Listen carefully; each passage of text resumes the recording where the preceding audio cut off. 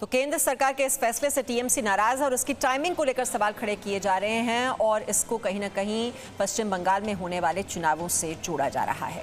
आगे बढ़ते हैं। एनएसए अजीत डोवल ने कल देश के प्रमुख सूफी धर्मगुरुओं से मुलाकात की।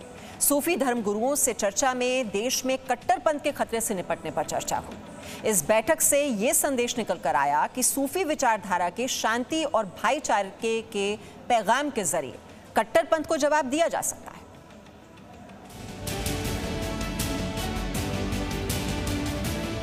राष्ट्रीय सुरक्षा सलाहकार अजीत डोवल ने सोमवार को ऑल इंडिया सूफी सज्जादा नशीन काउंसिल से जुड़े 20 धर्मगुरुओं के डेलीगेशन से मुलाकात की।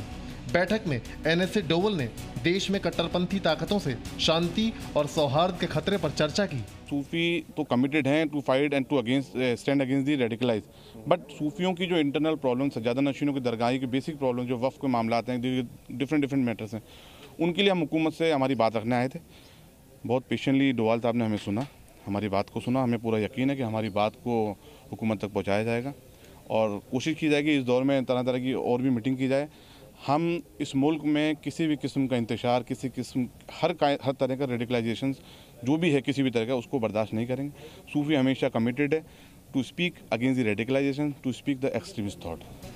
राष्ट्रीय सुरक्षा सलाहकार के साथ बैठक में देश की प्रमुख दरगाहों के 20 सज्जादा नशीन शामिल हुए, जिनकी अगुवाई हजरत दीवान सैयद जैनुल आबिदीन अली खान ने की। दिल्ली में सूफी धर्मगुरुओं के साथ अजीत डोवल की मुलाकात में कट्टरपंथी शक्तियों के बढ़ते खतरे को लेकर बातचीत हुई। क्या रेडिकल जो ऑर्गेनाइजेशंस हैं वो against the Islam, against the Sufism, against the teachings of Quran, against the orders of prophet Muhammad, ये सब कर रही हैं और नौजवान तबकों को गुमराह करने की कोशिश कर रही हैं। लिहाजा इन लोगों से बचा जाए और जो बुजुर्गान दीन सूफिया कराम की सही तालीमात है उस पर अमल पैरा रहते हुए आपस में सूफी जितने भी आए हैं वो दिलों को जोड़ने के लिए आए, दिलों को तोड़ने के लिए नहीं आए। डेलीगेशन ने एनएसए के सामने इस बात को भी रखा कि किस तरह दरगाहें देश में शांति और भाईचारे का संदेश फैला रही हैं। The Sufi shrines, they are under the threat of the radical ideologies.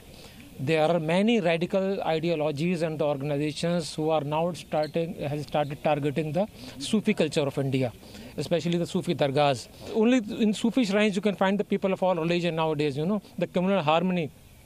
Whether they are Hindu, Muslim, Sikh, Isai, you will find all these people on one place and this one place is Sufi shrine. हम किसी particular चीज़ को target नहीं करते। अभी मुल्क में हमारे नौजवान बच्चों को जो रेडिकलाइज की तरफ ले आया जा रहा है सोशल मीडिया और फेसबुक और जो इंस्टाग्राम जो भी चीज़ें हैं इनके ज़रिए, हम चाहते हैं कि youth must be aware about the fake messages, about the self interested organisations, radicalise organisations, वो किसी भी फॉर्म में हों और किसी भी मज़हब के लोग हों, उनको चाहिए कि इन चीज़ों से बचें। हमें we need to work for the nation, we need to do something betterment for our family, for our upcoming generations.